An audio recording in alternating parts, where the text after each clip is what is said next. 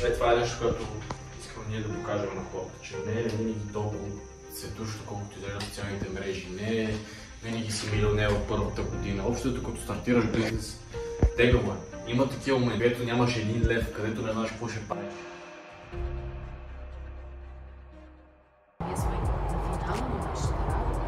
Трябва да видим как да ги снимаме по-добре, да измислиме редно. Ако преди някой клиент нещо се откаже, ние се знаем и няма да се откажем, нали? Обаче вече, когато имаш служители, няма такъв филм.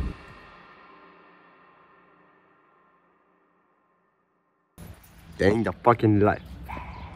Ето Котанчо. Въртва ключ на офиса. Ето го.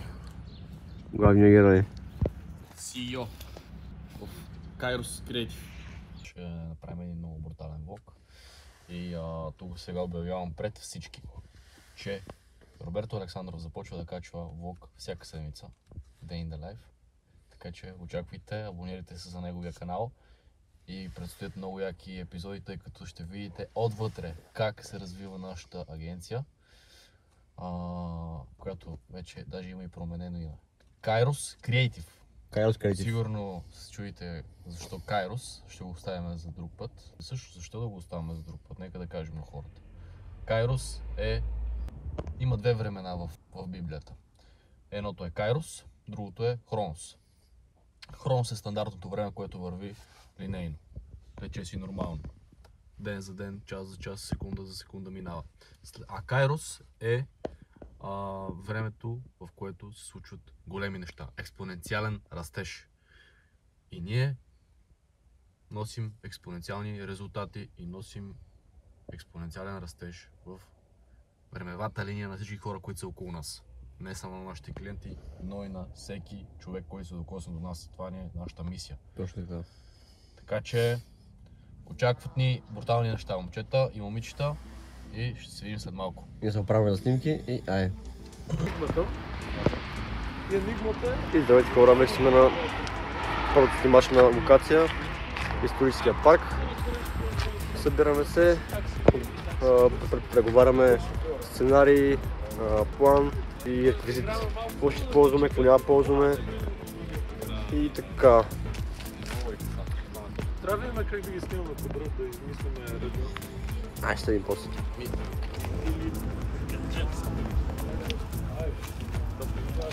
Как се отваря сега? Това автоматично моля ли го отворя автоматично? Включихме снимки и сега ще ви разкажем как е минало. Искате да ви разкажем? Мина супер! Екипа е страшен, действа много бързо и най-важното, което е правилно красив. Много красив.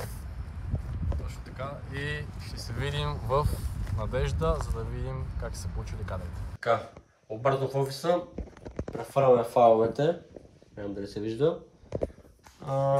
Който какво прави, който прави нещо по техниката. Губява. Приятели, трябва след всеки снимачен ден да си оправиш техниката първо, което е много важно. Що е важно? Не кажа на хората. Защо е важно? Да. Защото трябва да си подреден в този живот, моето момче. Да си подреден ти е много по-тегаво. Как ти какво ти е отстрани, това ти е в главата после. Да. Сега отиваме да хапаме околцето. А що околцето? Защото аз съм шива бездомник. Защото съм бездомник, защото така стекоха обстоятелствата последно време, че от горе-долу 2-3 седмици аз живея околцето и малко в офиса.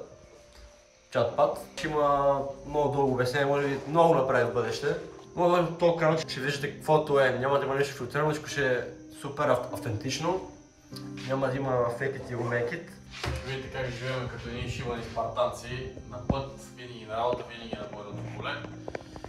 И общо взето, това е нещо, което искаме ние да покажем на хората, че не е винаги толкова цветущо, колкото изглежда социалните мрежи, не е винаги си милионер в първата година. Общо взето, като стартираш бизнес, тегаво е. Има такива моменти, където нямаш един лев, където не знаеш какво ще правиш. Много пъти не се е случвало. Сега Робката минава през някакво такова подобно положение, за което ще ви разкажем да го учи на някой друг път. Но да, интересни времена предстоят, но като цяло бъдещето в мен изглежда много така. Обнадежден съм за бъдещето. А бъдещето е, тук точно виждате нашия Vision Board, който ще го обърна да го видите. Това е нашия Vision Board, цяло на екипа, не само на котството, общите. Очакват се доста интересни епизоди. Клиповете няма да са кой знае какво ниво на качество, не на качество, а по-скоро на монтаж, тъй като просто искам да ми нещо като странично хобби, да си правя кефа буквално, да не се натоварвам с него, да го правям с едно правя за клиенти или нещо такова. Документираш си? Да, правя се документално. Искам един ден, като се върнем след 5 години, 10 години, да се върнем да видим с едно нашия натурален прогрес, тъй като не желая просто да се появя. Не искам просто да се появя един ден от нищото, без да сте не виждали преди, вече се преуспял и изведнъж бам, какъв е този измислен герой. А всичко да си е, как се трябва да видите, един натурален прогрес, който в социалните мрежи не е супер изшлайван такъв. Така че отиваме, хапаме докато се прехвърлят файловете и ще ви вкарам в една тренировка по бокс евентуално. И после, ако има нещо за снимане, ще го заснемем. Най-вероятно ще вкараме от някакви снимачни дни и ще разберем. Emotional trauma with a prima donna gasping when she see the commas, laughing to conceal the monsters. I feel like Kanye when he lost his Donda. When my father left me, you were there to heal the pain I conquered. I never pay you back for what that meant to me. Some scars just fade physically but never leave mentally. It's where were people spiritually connected turn to enemies, and memories turn to villain origin accessories. And I'm the bad guy yet again. Spent so much time trying to find who the Така, с който хапнахме, имахме, заредихме малко батериите и отиваме да тренкаме бокс. Малко да се помлатим. И докато хапахме рано, ще си говорихме някакви важни неща, където са важни за агенцията. Едно от тях ще е, че направихме цел за тази година, края на тази година, да сме си... Целта е тази година да сме си прехвърлили всички технически задачи. Тип като обработка, като реклами, снимане и такива неща. Да се правят от други хора като цяло. Да.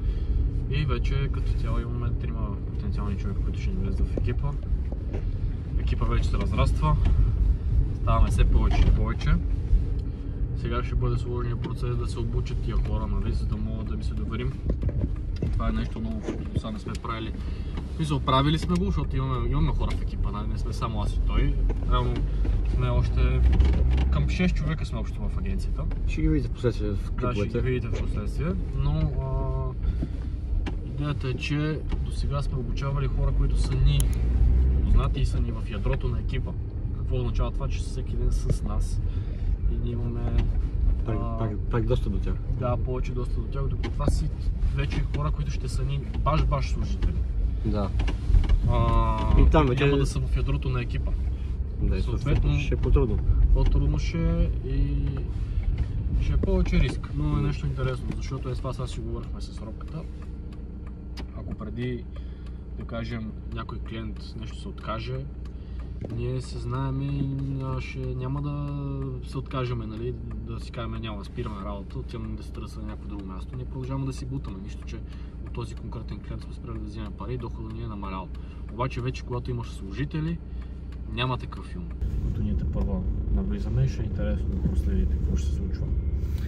И отделно на това, даже ще имаме двойно изпитание, тъй като би трябвало до към месец-два максимум да сме отишли в друг по-голям апартамент, няма значение къде. Да, ще местим в по-голям апартамент, съответно отделно ще трябва да мислим за плащане на пари на тия хора, които ще вършат работата. Отделно ще вече сме яко в джаза и ще е интересно. Така че, ако ни видите на някой път на някоя маса да берем семки, значи положението е станало много критично. Да берем семки. Да. Така е. Сега ще се видим на спаринга след малко. Ай, виждаме се.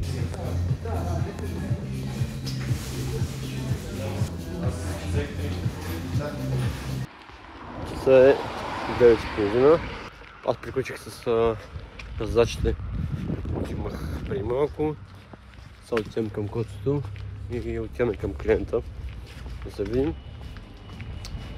И ако остане време, след срещата ни ще довърша някакви неща, ако не направо ще се трупирам и така. Да изгради нови невронни връзки, нова социализация.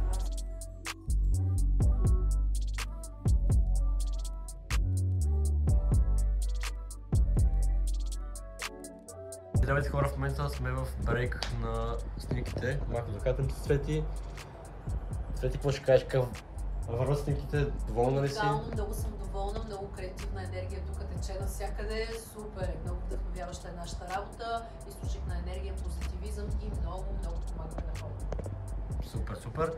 Да, снимаме малко лилове за днес. Утре ще има снимане на реклами. И после сме на заведение, тъй като ще празнуваме рождения ден на Цвети. Ще има да има малко от там. И така, в момента хапаме и продължаваме снимки още няколко часа. И ако ви харесва това, което правя в канала, може да се абонирате, да харесате клипа, да споделите и да коментирате. Снимай се също. За влога ли? Да. Нека да поговорим малко на влога. Малко сме на заведение с работа. Значи, в момента с Роката и Явката се намираме в едно готино ресторанче Музите. И както ви показвам нашите хора. Роб, какво правихме днес? Снимахме, бачкахме, правихме някакви работи с теми. Какво бачка нещо? Снимах клиента, само рилове. Това ми е рилове хиза. Да, очаквайте брутален контент, който ще бъде обработван от Тодока. Който не иска да обработвам, ще Ще имаш обработваш.